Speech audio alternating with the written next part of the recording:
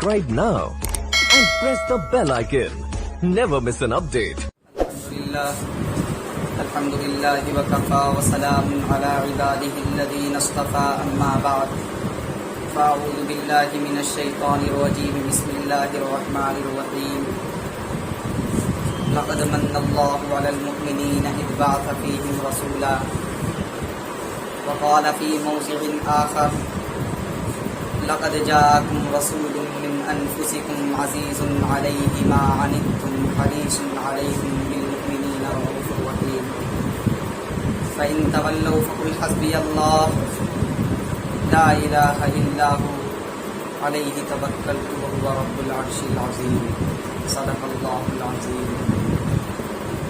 وہ آئے جن کے آنے کی زمانے کو ضرورت تھی، وہ آئے جن کے آنے کی زمانے کو ضرورت تھی، وہ آئے جن کی آمد کے لیے بے چین فطرت تھی، وہ آئے نغمہ داود میں جن کا ترانہ تھا، وہ آئے نغمہ داود میں جن کا ترانہ تھا، وہ آئے گریہ یعقوب میں جن کا فسانہ تھا، وہ آئے جن کے خاطر مضرب تھی وادی بطحا، وہ آئے جن کو حق نے گود کی خلوت میں پالا تھا، وہ آئے جن کے دم سے عرش اعظم پہ اجالا تھا. محترم سامعین اکرام اور معزز عزیزان ملت، آج کی میرا تقریر کا موضوع حضور پاک صلی اللہ علیہ وسلم کی سیرت ہے. جس چیز کی طرف نسبت آپ علیہ السلام کی ہو جائے اس کا تذکرہ کرنا بھی میرے آقا کی سیرت ہے. اگر حضور پاک صلی اللہ علیہ وسلم کی طرف مدینے کی نسبت ہو گئی، میں اگر مدینے کا ذکر کروں تو یہ بھی میرے آقا کی سیرت ہے. حضور پاک صلی اللہ علیہ وسلم کی طرف اگر مکے کی نسبت ہو گئی، میں اگر مکے کا ذکر کروں تو یہ بھی میرے آقا کی سیرت ہے. حضور پاک صلی اللہ علیہ وسلم کی طرف اگر صحابہ اکرام کی نسبت ہو گئی، میں اگر صحابہ اکرام کا ذکر کروں تو یہ بھی میرے آقا کی سیرت ہے. میرا آقا کی سیرت کا کوئی ایک موضوع نہیں ہے، کوئی ایک باب نہیں ہے، ہزاروں موضوع ہیں، لاکھوں باب ہیں، کروڑوں عنوان ہیں. اس مثال سے سمجھیے کہ ایک عربی شاعر گزرا ہے، اس نے 40,000 اشعار میرے آقا صلی اللہ علیہ وسلم کی شان مقدسہ میں لکھے، اور 39,000 اشعار لکھنے کے بعد وہ شاعر یہ کہتا ہے، جو آخری شعر لکھتا ہے اس کا ترجمہ ایک اردو شاعر نے کیا ہے کہ تھکی ہے فکر رسا مدحہ باقی ہے، تھکی ہے فکر رسا مدحہ باقی ہے، قلب ہے آب لاپا مدحہ باقی ہے، اور ورق تمام ہوا مدحہ باقی ہے، تمام عمر لکھا مدحہ باقی ہے. 40,000 اشعار لکھنے کے بعد وہ شخص یہ کہتا ہے کہ میری 40 سال کی زندگی کا خلاصہ ہے کہ حضور پاک صلی اللہ علیہ وسلم کی تعریف کرتا رہا، آپ کی شان میں قصیدے لکھتا رہا. میری عمر گزر گئی، میری زندگی گزر گئی، ورق تمام ہو گئے، میری جتنی علم تھا اس کے اوپر میں نے پورے علم پر اپنے بحث کرتے ہوئے حضور پاک صلی اللہ علیہ وسلم کی شان میں اشعار لکھتا رہا، لیکن پیغمبر صلی اللہ علیہ وسلم کی مدح باقی ہے. آج میں وہی لفظ کہنا چاہتا ہوں جو حضرت سفینہ رضی اللہ تعالی عنہ نے جنگل کے ایک شیر سے کہا تھا. حضرت سفینہ رضی اللہ تعالی عنہ ایک صحابی رسول ہیں، وہ ایک جنگل میں سفر کر رہے ہیں.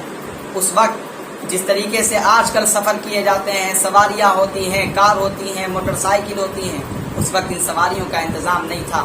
اس وقت قافلے چلا کرتے تھے، گھوڑوں سے لوگ سفر کرتے تھے، اونٹ سے لوگ سفر کرتے تھے. حضرت سفینہ رضی اللہ تعالیٰ جنگل میں پیدل سفر کر رہے تھے.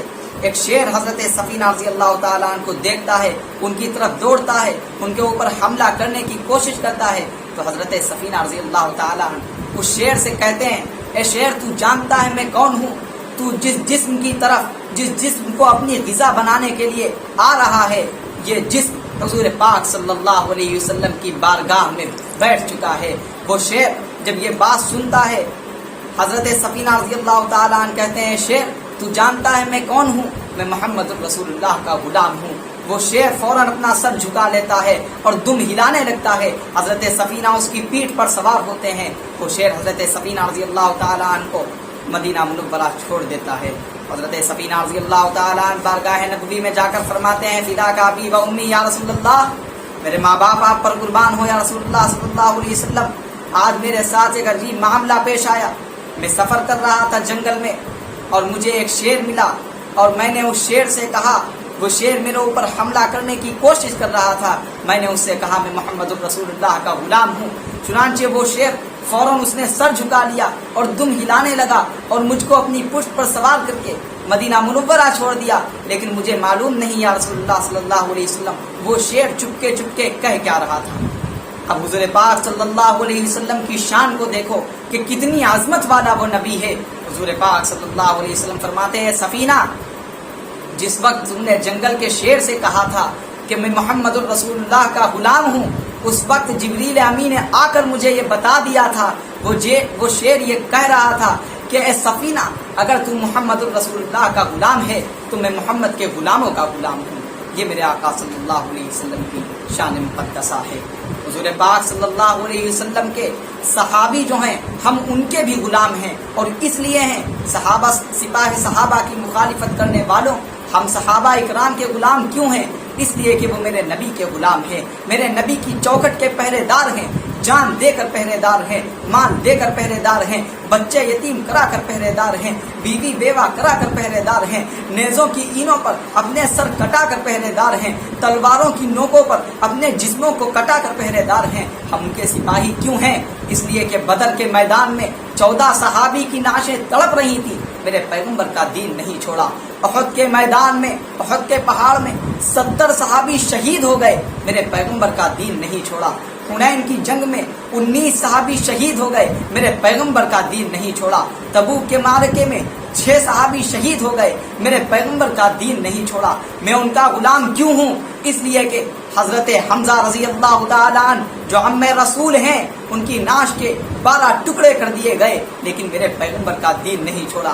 حضرت سمیہ رضی اللہ تعالیٰ عنہ کے ٹکڑے کر دیے گئے، میرے پیغمبر کا دین نہیں چھوڑا.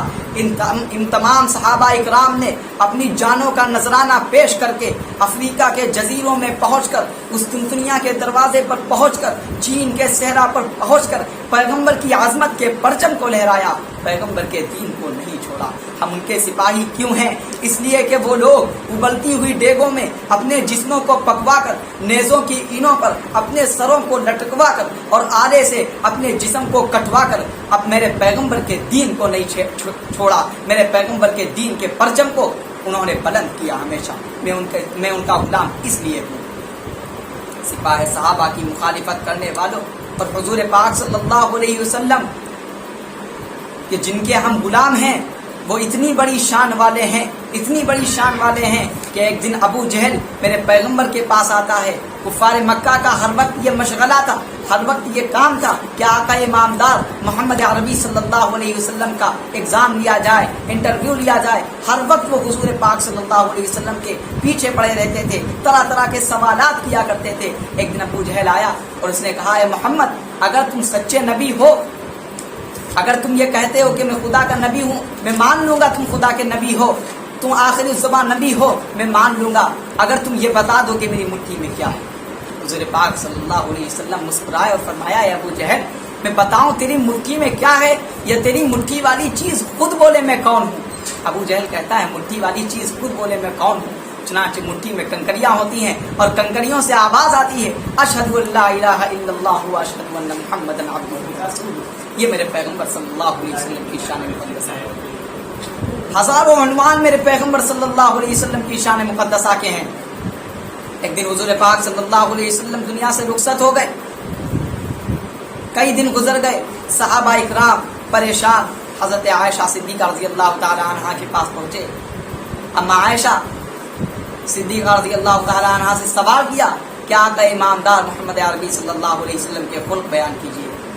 اما عائشہ صدیقہ رضی اللہ تعالی عنہا فرماتی، کیا تم لوگ قرآن نہیں پڑھتے؟ صحابہ اکرام کہتے ہیں قرآن تو پڑھتے ہیں. اما عائشہ فرماتی ہیں قرآن کو کھولو، اس کے ہر صفحے پر، اس کی ہر آیت پر، اس کے ہر رکوع پر میرے آقا کا حسن بکھرا پڑا. یہ میرے آقا صلی اللہ علیہ وسلم کی شان مقدسہ ہے. چنانچہ قرآن میں ایک آیت ہے لقد من اللہ علی المؤمنین اذ بعث فیہم رسولا. کبھی اس آیت پر غور کیا؟ اس آیت کا مطلب کیا ہے؟ لقد من اللہ احسان جتلا رہے ہیں. حیران ہونے کی بات ہے کہ وہ خدا جو ساری کائنات بناتا ہے احسان نہیں جتلاتا. آج اللہ تعالیٰ احسان کیسے جتلا رہے ہیں؟ کس چیز پر احسان جتلا رہے ہیں؟ وہ چیز بھی نرالی ہوگی، وہ انداز بھی نرالا ہوگا، وہ تحفہ بھی نرالا ہوگا کہ اتنا بڑا خدا ساری کائنات بناتا ہے احسان نہیں جتلاتا. انسان بناتا ہے احسان نہیں جتلاتا. اللہ نے 18,000 مخلوقات کو پیدا کیا احسان نہیں جتلایا. سمندروں کے خروش کو پیدا کیا احسان نہیں جتلایا. پہاڑوں کی وسعت کو پیدا کیا احسان نہیں جتلایا. اللہ تبارک و تعالیٰ نے شمال اور جنوب بنائے احسان نہیں جتلایا. مشرق و مغرب بنائے احسان نہیں جتلایا. شجر و حجر بنائے احسان نہیں جتلایا. شمس و قمر بنائے احسان نہیں جتلایا. دریا سمندر بنائے احسان نہیں جتلایا. انبیاء اکرام کو بھیجا احسان نہیں جتلایا. آدم علیہ السلام کو بھیجا احسان نہیں جتلایا. ان کے ذریعے سے دنیا میں نسل انسانی چلائی احسان نہیں جتلایا. آدم علیہ السلام کو عظمت بخشی احسان نہیں جتلایا. نوح علیہ السلام کو طوفان سے بچایا احسان نہیں جتلایا. عیسیٰ علیہ السلام کو جیل سے نکالا احسان نہیں جتلایا. یوسف علیہ السلام کو کنویں سے نکالا احسان نہیں جتلایا. سلیمان علیہ السلام کو حکومت بخشی احسان نہیں جتلایا. ابراہیم علیہ السلام کو آگ سے بچایا احسان نہیں جتلایا. اسماعیل علیہ السلام کو چھری سے بچایا احسان نہیں جتلایا. انبیاء اکرام کو عظمتیں بخشی احسان نہیں جتلایا. بنی اسرائیل کے انبیاء کو حکومتیں بخشی احسان نہیں جتلایا. انبیاء آئے، رسول آئے احسان نہیں جتلایا. دانیال پیغمبر آئے اللہ نے احسان نہیں جتلایا. حضرت موسیٰ علیہ السلام کو توریت دی اللہ نے احسان نہیں جتلایا. حضرت عیسیٰ علیہ السلام کو انجیل دی اللہ نے احسان نہیں جتلایا. حضرت داؤد علیہ السلام کو زبور دی اللہ نے احسان نہیں جتلایا. امام آئے، پیشوا آئے اللہ نے احسان نہیں جتلایا. کتب آئے، ابدال آئے اللہ نے احسان نہیں جتلایا. صحیفے آئے، ولی آئے اللہ نے احسان نہیں جتلایا. دنیا میں ذرات پیدا کیے اللہ نے احسان نہیں جتلایا. انسان بنایا احسان نہیں جتلایا. تیری آنکھوں کو بنایا احسان نہیں جتلایا. تیرے ہاتھوں کو بنایا احسان نہیں جتلایا. تجھے مکان دیے احسان نہیں جتلایا. تیرے لیے کشتیاں بنائی احسان نہیں جتلایا. کائنات کا ذرہ ذرہ تیرے قدموں پر نچھاور کر دیا اللہ نے احسان نہیں جتلایا. پھر کب احسان جتلایا؟ یہ سارے کام کرنے کے باوجود وہ خدا احسان نہیں جتلاتا ہے. احسان کب جتلاتا ہے؟ جب باری آتی ہے پیغمبر علیہ السلام کی تخلیق کی تو قرآن کہتا ہے لقد من اللہ علی المؤمنین اذ بعث فیہم رسولا کہ آج میں ساری انسانیت پر احسان کر رہا ہوں کہ محمد رسول اللہ کو تمہاری جھولی میں دے. بتاؤ احسان جتلانا تھا کہ نہیں جتلانا تھا؟ اور وہ پیغمبر اتنی عظمت والا ہے، اتنی عظمت والا ہے کہ بڑے بڑے نبی، موسیٰ علیہ السلام جیسے نبی کہ جن کو اللہ رب العزت نے مستقل ایک کتاب دی، وہ اللہ سے دعا کر رہے ہیں اے خدا مجھ سے نبوت لے لے، مجھ سے نبوت کا عہدہ لے لے، محمد کا امتی بنا دے. مسلمانوں، اللہ تبارک و تعالیٰ نے ہم آپ کو یہ نعمت بغیر مانگے عطا کی ہے. اس کا فرض یہ بنتا ہے کہ ہم سب محمد الرسول اللہ صلی اللہ علیہ وسلم کی سنت کو اپنی زندگیوں میں ڈھالیں. کیوں؟ اس لیے کہ حوض کوثر پر جب لوگ پیاس کی شدت میں پریشان ہوں گے، حوض کوثر پر جب لائن لگی ہوگی اور سب پانی پینے جا رہے ہوں گے، حضور پاک صلی اللہ علیہ وسلم حوض کوثر پر کھڑے پانی پلا رہے ہوں گے. صحابہ اکرام کچھ لوگوں کو سب سے کھینچ کر جہنم کی طرف ڈھکیل رہے ہوں گے. ان کے چہرے پر داڑھی ہوگی، ان کے چہرے پر نماز کا ڈھٹا ہوگا.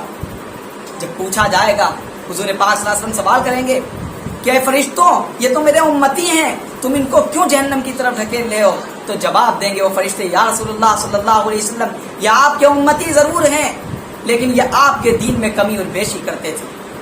یاد رکھنا مسلمانوں، حضور پاک صلی اللہ علیہ وسلم نے حجۃ الوداع کے موقع پر یہ آیت نازل ہوئی الیوم اکملت لکم دینکم واتممت علیکم نعمتی ورضیت لکم الاسلام دینا.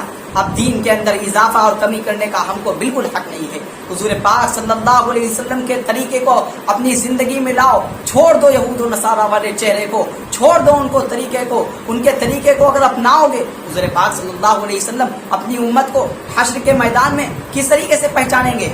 حضور پاک صلی اللہ علیہ وسلم اپنی امت کو پہچانیں گے، اعضائے وضو چمک رہے ہوں گے، ان کے چہرے پر نماز کا ڈھٹا ہوگا. حضور پاک صلی اللہ علیہ وسلم اپنے امتی کو اس طریقے سے پہچانیں گے.